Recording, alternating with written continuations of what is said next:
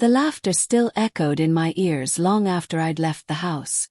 Not the warm, friendly kind, but sharp, mocking, like glass splintering against my pride. Can still see it. Her friends sitting around our living room, wine glasses clinking, faces flushed with tipsy amusement. My wife Emily, standing in the center, recounting the story of how I'd forgotten to fix the washing machine. But she didn't stop there. She imitated my voice, my mannerisms, the way I nervously rub my neck when I'm embarrassed. The laughter crescendoed, and I stood there, holding a tray of snacks I'd just prepared, frozen. I felt stripped bare like a joke in my own home. When I met her eyes, she didn't even flinch. "Oh, lighten up, Daniel," she'd said, rolling her eyes. "We're just having fun." But something about her tone, dismissive, cold, twisted in my gut like a knife. So I walked out. No words, no scene, just left.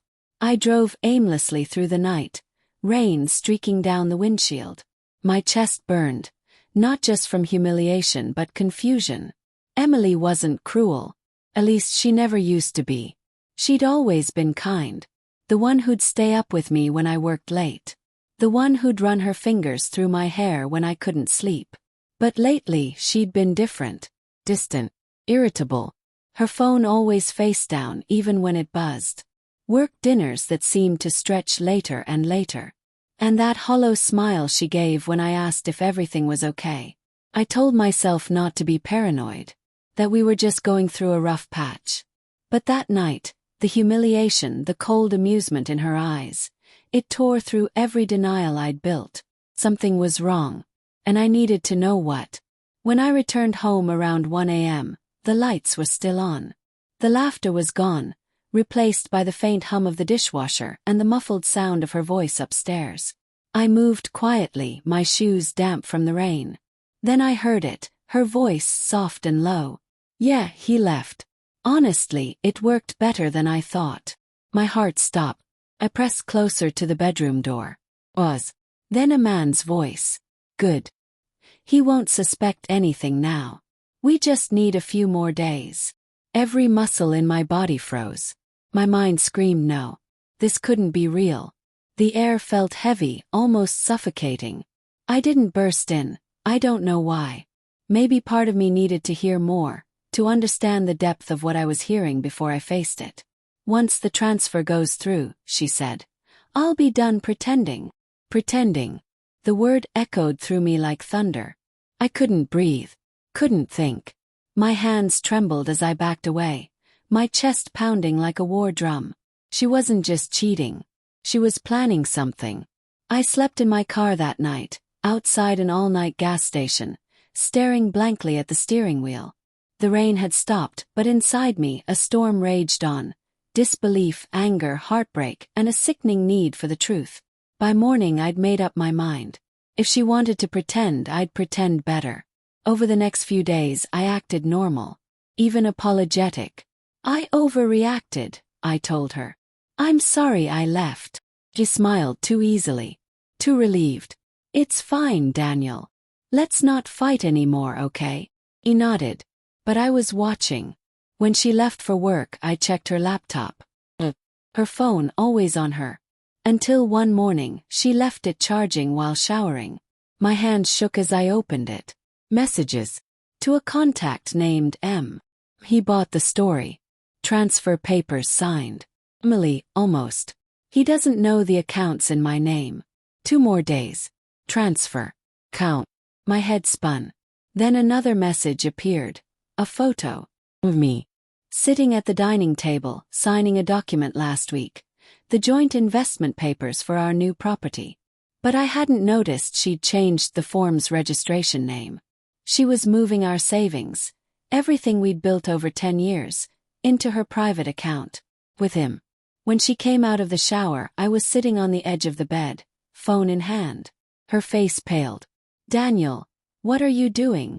"Just reading what my wife's been up to," I said softly. "Want to explain?" She tried to speak. Stammering excuses, half-truths, something about pressure and not meaning for it to go that far. But I was done listening. "All those nights you said you were working late, I said, my voice breaking. You were with him, weren't you? Her silence was answer enough. The walls seemed to close in, every memory, every moment now tainted. I loved you, I whispered. I believed you.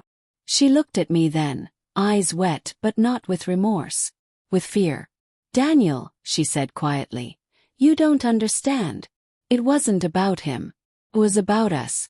You were suffocating me. Her words hit harder than any slap. You humiliated me in front of your friends, I said. To make it easier to hate me, right? To justify what you were doing. Tears rolled down her cheeks. She didn't deny it. Please, she said, just let me fix this.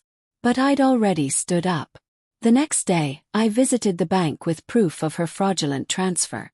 By evening, her account was frozen, and legal counsel was in motion. I didn't tell her immediately. I wanted her to feel the same quiet, creeping dread I'd felt that night, realizing everything familiar had turned against me. That night I came home early. The house was dark, except for the faint glow from the kitchen.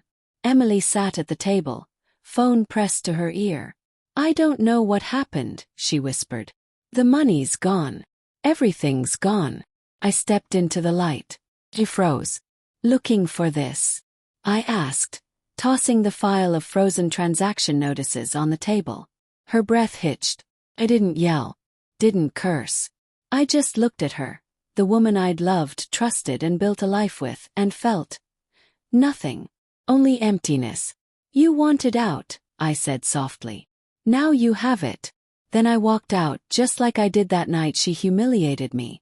But this time I didn't look back. Weeks later she tried calling. Messages. Apologies. Even pleas.